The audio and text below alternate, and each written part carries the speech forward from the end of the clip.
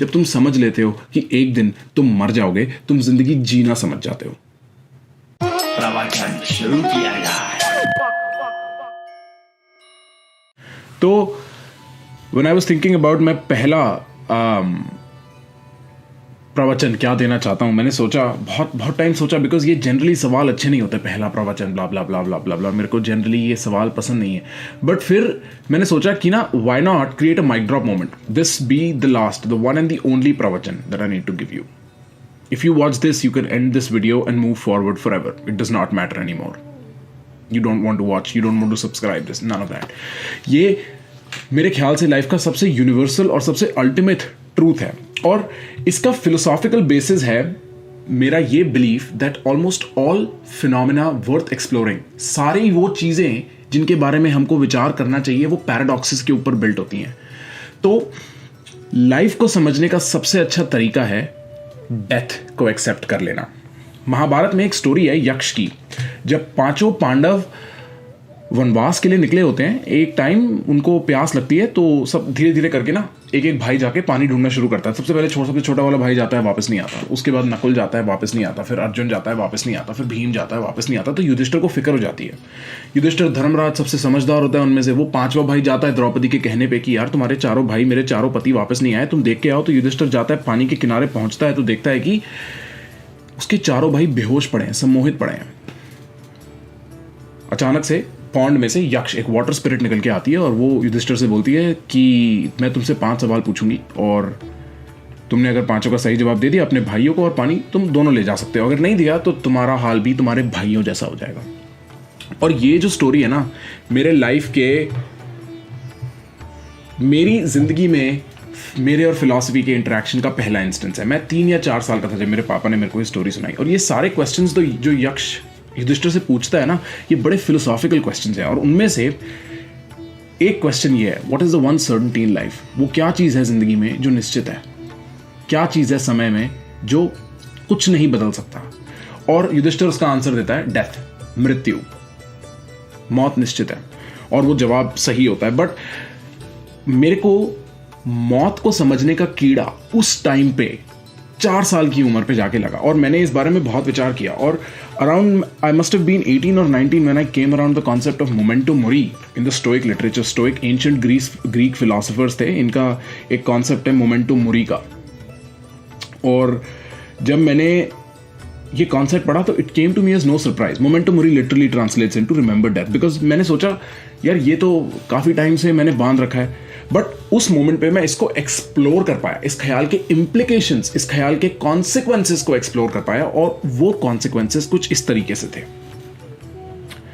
मेरे को समझ में आया कि to make peace with death, to understand and truly make peace with death liberates you in life, and this is how it does that.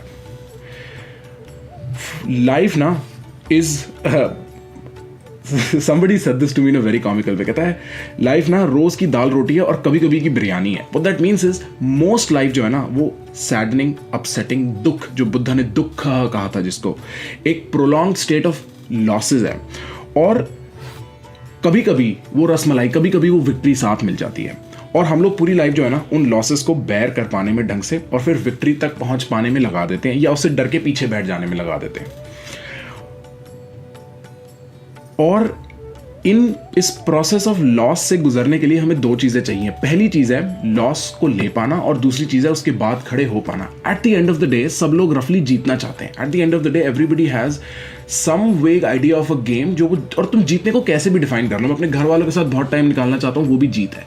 हम इन some sense किसी ना किसी गेम में जीतना चाहते हैं, और उसके लिए हमें चाहिए the spirit of perseverance, the ability to lose and the ability to stand back. And death is the facilitator of both those things. What death reminds you, because most of us think of death as some कोई दूर distant कोई एक चीज़ है जो मेरे पड़ोसी के दादाजी या मेरे लखनऊ वाले ताऊ जी को होती है। दिस इज डेथ ऐसा कुछ नहीं है जो मेरे को होता है। हमें पता है, we know the fact that death will occur, but हम क्या करते हैं, उसको लेते हैं, पैक करते हैं, ड्रॉर में रख देते हैं, जब तक कि हम बूढ़े ना हो जाएं तब तक हमें सोचना ना पड़े। बट जो आदमी उसको ड्रॉर से निकाल के पहन लेता है ना, उस अंडरस्टैंडिंग को कि वो एक दिन मर जाएगा, वो 2 चीज़ें रियलाइज कर देता है। पहली चीज़ तो ये कि इस सब का कोई मतलब नहीं है। यूनिवर्स 14 बिलियन साल पुराना है, एवोल्यूशन 4 बिलियन साल पुराना है, if I got my facts right. तुम 80 साल जियोगे, तुम्हारी लेगेसी और 20 साल जिएगी, फिर तुम्हारा नाम, शक्ल सब भूल जाएंगे। तुम्हें जो लग रहा है ना ये चीज़ें इतनी बड़ी है, वो कॉलेज, वो रोमांटिक पार्टनर, वो फलाना, वो नहीं मैटर करता लॉन्ग रन में, वो नहीं मैटर करता। वो सब खत्म हो जाएगा और सब भूल जाएंगे उसको, सब। ये काफ़ी डार्क रियलाइजेशन है। और on the other hand what you realize is, ये मोमेंट आज के बाद, इस मोमेंट के बाद कभी नहीं आने वाला। कुछ भी कर लो, नहीं आने वाला। मैं एक ही दिन 23 साल और 360 दिन का हूँगा। मैं एक ही बार अप्रैल की सर्दी में या गर्मी में या जो में भी मैं बाहर तारे देख रहा हूँ। ये एक ही बार होगा मोमेंट, चाहे तुम कुछ भी, इसके जैसा एक मोमेंट हो सकता है, लेकिन ये मोमेंट एक ही बार होगा और फिर नहीं होगा। और इससे ना एक इन्फिनिट सेंस ऑफ ग्रैटिट्यूड मिल जाता है।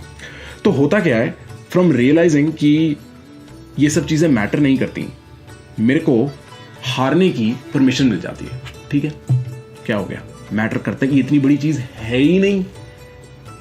और जैसे ही मेरे को ग्रैटिट्यूड जैसे इन्फिनिट रिवॉर्ड का एक्सेस मिल जाता है, तो मैं सिर्फ नाचने में, सिर्फ ट्राई करने में ही खुश हो जाता हूं। तो एक तो मैं फेल करने में खुश हो गया और दूसरा मैं ट्राई करके खड़े होने में खुश हो गया। उसके बाद तो what ever success, victory, what ever you want is only a matter of time. और इस पैराडॉक्स पे लाइफ की सबसे बड़ी अंडरस्टैंडिंग बेस्ड है। वंस यू रियली एक्सपीरियंशियली, सिर्फ कॉग्निटिवली नहीं, सिर्फ दिमाग में नहीं, अपने शरीर में जब तुम समझ लेते हो कि एक दिन तुम मर जाओगे, तुम जिंदगी जीना समझ जाते हो।